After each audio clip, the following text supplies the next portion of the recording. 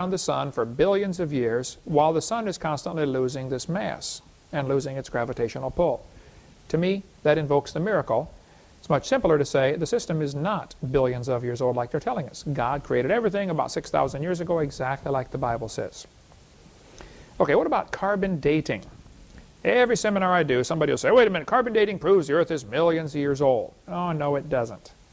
The fossils are actually dated by their position in the geologic column. We cover that in seminar part 4. And the geologic column does not exist any place in the world. Radiometric dating would not even be possible if the geologic column had not been erected first. Article in American Journal of Science magazine talked about this.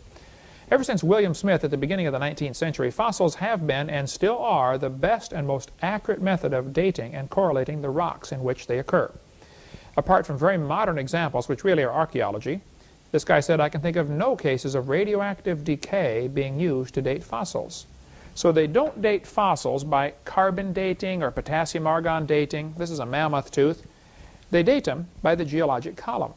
They pick a spot and say, wow, that era was, so many thousand years ago, and so this must be that old. Fossils are not dated by carbon dating. Well, let me explain how carbon dating works. The Earth's atmosphere is about 100 miles thick. On this globe, it doesn't even show up. I mean, it's the thickness of the paint, basically. 100 miles is not much. The space shuttle whizzes around just above the atmosphere, so it cuts down on drag, and they can get no friction up there. Still get lousy gas mileage, though. The air, 100 miles thick, is mostly nitrogen. 78% nitrogen, 21% oxygen, 0.06% carbon dioxide, and that's what plants breathe, CO2. Some people say 0.09 or 0.03. I don't know. It varies, I'm sure. Location to location. But there's not a lot of CO2 in the air. If you increase CO2, plants grow faster, which is a frustration for the environmentalist wackos when they burn forests, all the CO2 is released and the trees next door grow faster. So it doesn't create an environmental crisis like they want you to believe. There's extremely small quantities of radioactive carbon-14.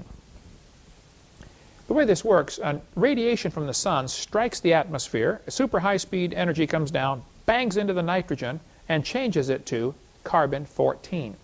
Just a quick, simple chemistry lesson here. Carbon and nitrogen are right next to each other on the periodic table. Nitrogen is number 14, carbon is number 12. But if the nitrogen gets blasted by radiation, it turns into carbon-14.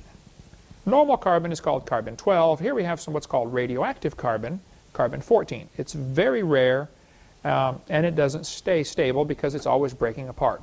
You can hear it with a Geiger counter. In the movies, they got the Geiger counter getting by the uranium and going click, click, click, click. Well, the same thing with carbon-14. It breaks apart. It's falling apart. And it's turning back into